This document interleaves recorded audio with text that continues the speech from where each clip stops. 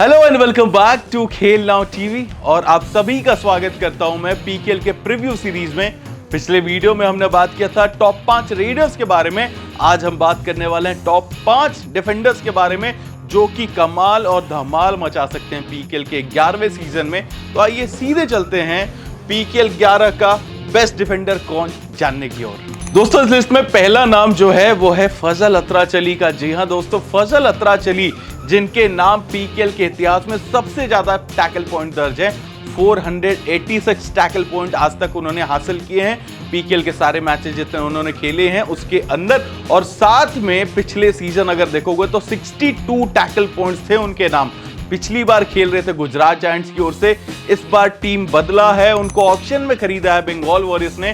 बंगाल में गए हैं, बंगाल में शायद कप्तानी का भी रोल उनको दिया जा सकता है। और जब कप्तान फजल अत्राचली खेलते हैं तो उनका दिमाग तो आपको पता है चाचा चौधरी की तरह चलता है। और इस बार बंगाल की डिफेंस की जिम्मेदारी उनके कंधों पर रहेगी। लेफ्ट कॉर्नर उनको संभालना है, राइट पे उनके साथ में होंगे वहां पे नीतीश।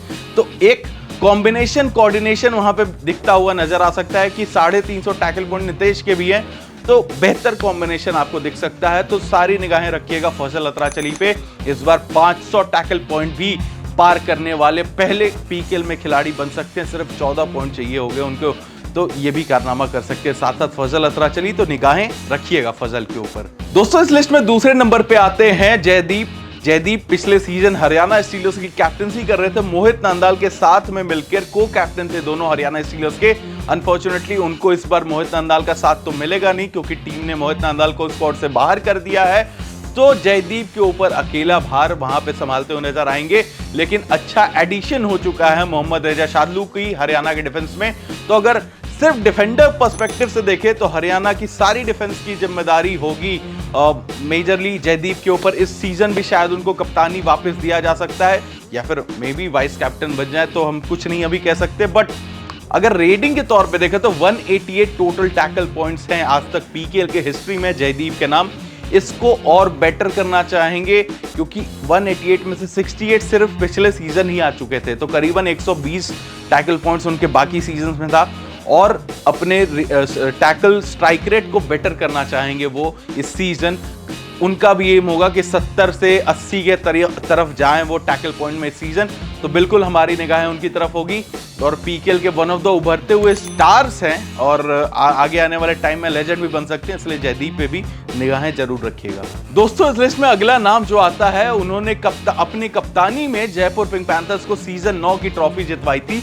सुनील कुमार की हम बात कर रहे हैं। सुनील कुमार इस बार जयपुर में नहीं खेलते हुए नजर आएंगे बल्कि यू मुंबा चले गए हैं, पड़ोसी राज्य में ही चले गए हैं। लेकिन वहां पे मुंबा ने उनको बाई कर लिया और उनके जोड़ीदार परवेश भैसवाल को लेके आ चुके हैं। तो आपको पता है गुजरात जायंट्स में जब परवेश सुनील की जोड़ी चलती थी तो कितना मजा आता था, फैंस को तो बिल्कुल ही आनंद आ जाता था ये जोड़ी देख के। जिस तरीके से ये हंट करते थे दोनों कवर्स पे खेलते हुए, इस बार उनके जोड़ीदार साथ में। पिछले सीजन की अगर बात करें तो 55 टैकल पॉइंट से सुनील कुमार के नाम, और इसको थोड़ा सा और बेटर करना चाहेंगे। इस बार पूरी यू मुंबा की कैप्टनसी भी उनके कंधों पर है और डिफेंस की भी भार उनको संभालनी पड़ेगी। पिछले कुछ सीजन्स में अगर देखोगे तो यू मुंबा के रेडर्स यंग हैं बट फिर भी बेटर परफॉर्म कर जाते हैं। डिफेंस में बहुत सारी पॉइंट्स लीक कर देते थे यू मुंबा की टीम।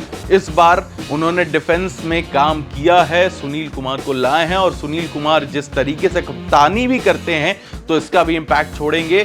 तो इन पे सुनील मलिक पे जरूर निगाहें रखिएगा आप अपनी, क्योंकि इस बार सिर्फ 55 टैकल पॉइंट नहीं बल्कि 60-70 की ओर वो भी देखते हुए नजर आएंगे। दोस्तों इस लिस्ट में अगला नाम आता है अंकुश राठी का। अंकुश राठी अपने डेब्यू सीजन में एनवाईपी के तौर पे आए थे और वहां पे best defender of the season रहे थे। सबसे ज्यादा टैकल पॉइंट उन्होंने उस सीजन हासिल किया था और वहां से कमाल कंटिन्यू करते आ रहे हैं। पिछले सीजन भी 70 टैकल पॉइंट थे उनके नाम।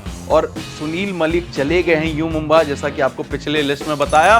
तो उनके जाने के बाद और जिम्मेदारी अंकुश के ऊपर बढ़ जाएगी। हालांकि सुरजीत होंगे वहां पे कवर्स पे सुनील के गैप को भरने के लिए, बट आपको पता है कि अगर कोई फ्रेंचाइजी में पुराना खिलाड़ी बहुत लंबे समय से खेलते आ रहा है तो उस पर ज्यादा जिम्मेदारी होगी। तो अंकुश पे इस सीजन जिम्मेदारी बढ़ेगी और वो इस रोल को और निखर के आ सकते हैं इस रोल में। तो उनको देखना पड़ेगा कि 70 पॉइंट से काम नहीं चलेगा। इस बार अंकुश तलाशेंगे कि वापस से वो 90 पॉइंट्स के आसपास जाएं।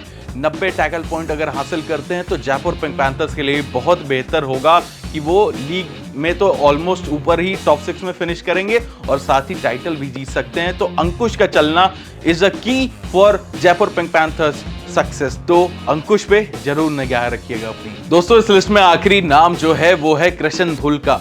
कृष्ण धुल ने पिछले सीजन जो कमाल का परफॉर्मेंस दिया है, उसके बाद पटना ने उन्हें रिलीज क्यों किया ये तो कोई समझ नहीं पाया, लेकिन फायदा हो गया तेलुगु टाइटंस को। 78 टैकल पॉइंट्स पिछले सीजन हासिल किए थे कृष्ण धुल ने और उनको 70 लाख में ही खरीद लिया वहां पे तेलुगु टाइटंस ने।